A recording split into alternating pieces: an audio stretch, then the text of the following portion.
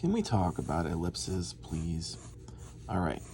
I know a lot of people have trouble with ellipses and they're not sure exactly why. So I want to talk about some of the common problems. For one thing, it's not necessarily always the outer shape of an ellipse that throws people,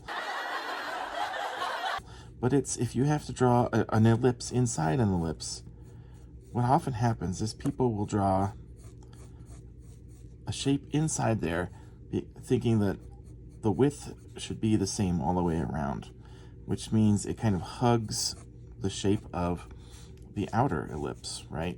And that doesn't look right. It doesn't look like a good wheel, or something else like a pipe or something, right? Why doesn't it look right? Well, because an ellipse is a foreshortened circle.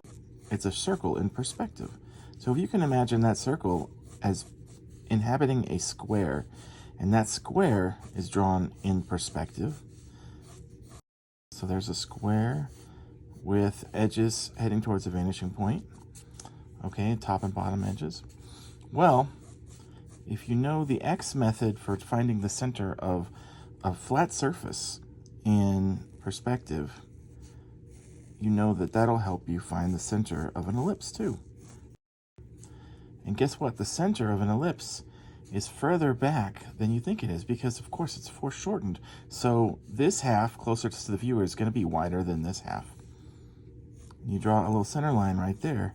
You can see that's the actual center line of the ellipse. If you continue and draw another square following the same perspective lines as the first inside there,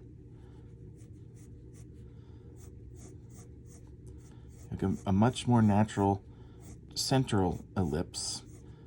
And the reason is, let me erase this one real quick.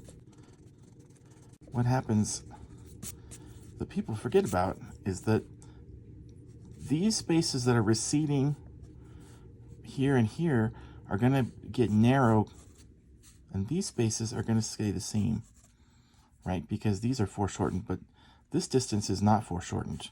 This part of the wheel is just as far from you as this part of the wheel, but this part of the wheel is very close to you and this part is far away.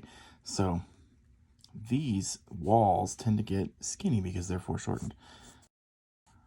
Instead of having these sort of be equidistant and this being the same as that, you have to remember that this is going to be your shortest distance, followed by this, and then these distances right here.